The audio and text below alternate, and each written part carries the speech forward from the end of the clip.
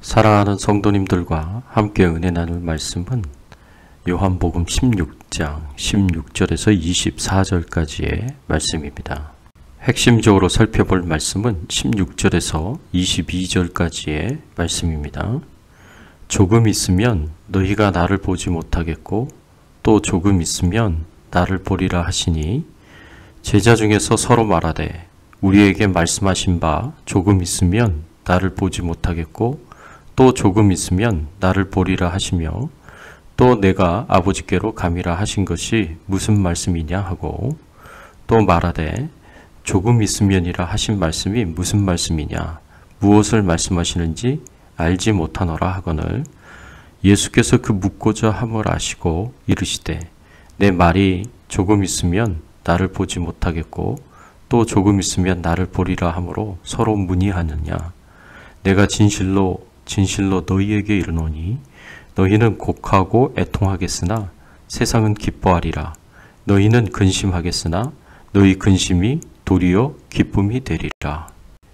여자가 해산하게 되면 그때가 이르렀으므로 근심하나 아기를 낳으면 세상에 사람 난 기쁨으로 말미암아 그 고통을 다시 기억하지 아니하느니라. 지금은 너희가 근심하나 내가 다시 너희를 보리니 너희 마음이 기쁠 것이요 너희 기쁨을 빼앗을 자가 없으리라. 오늘 본문의 말씀을 통해서 우리가 생각해 봐야 할 주제는 우리가 이해가 안 돼도 믿음으로 하나님의 뜻을 받아들일 때 어떤 결과가 주어질 수 있는가입니다. 우리가 살아가면서 우리 인생을 향한 하나님의 뜻이 무엇인지 알고 살면 참 좋을 것 같습니다.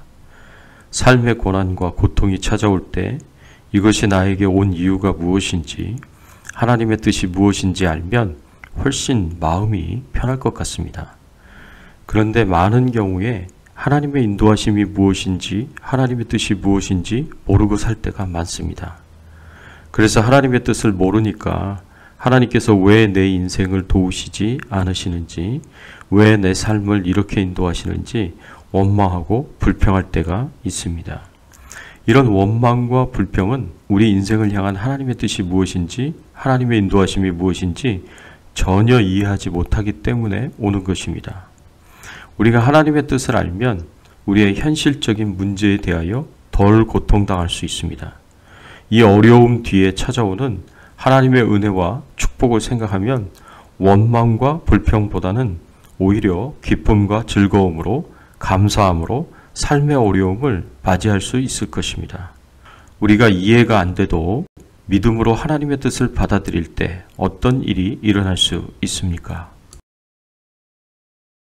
근심이 변하여 기쁨이 되는 축복을 받습니다. 오늘 본문에서 우리는 하나님이 행하시는 일을 볼 수 있습니다.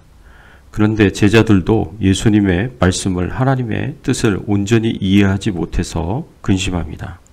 17절의 말씀에 보면 제자 중에서 서로 말하되 우리에게 말씀하신 바 조금 있으면 나를 보지 못하겠고 또 조금 있으면 나를 보리라 하시며 또 내가 아버지께로 가미라 하신 것이 무슨 말씀이냐 하고 제자들은 예수님이 하신 말씀의 의미가 무엇인지 알 수가 없었습니다.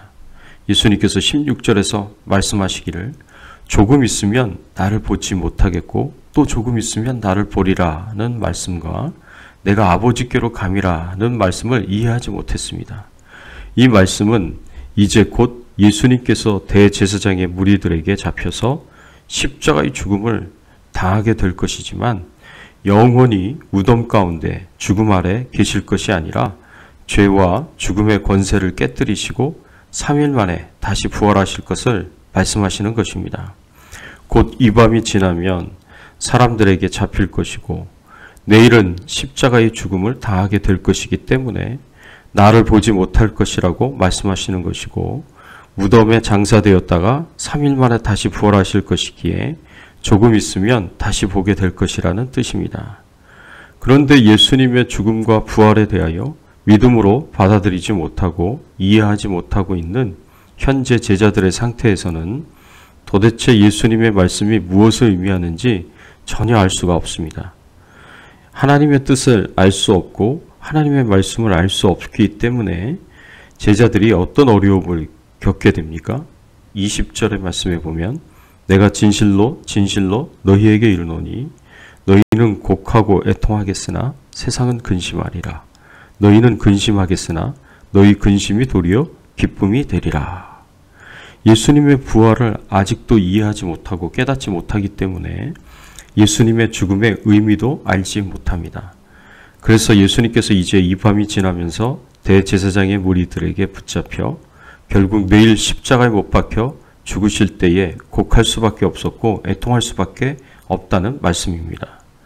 예수님의 죽으심으로 이제 예수님은 실패하였고 자신들도 실패하였다고 생각할 수밖에 없었습니다.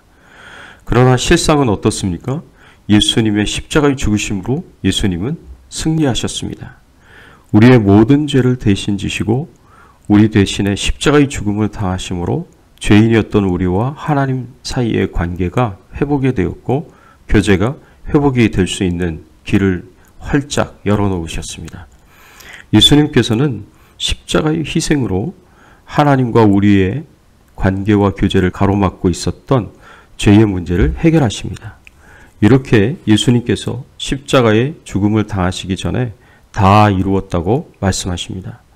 예수님은 십자가의 죽음을 통해서 실패하신 것이 아니라 승리하신 것입니다.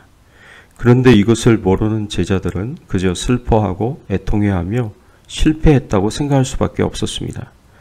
그러나 이제 슬픔 가운데, 애통함 가운데 곡하고 있었던 제자들에게 놀라운 일이 일어납니다.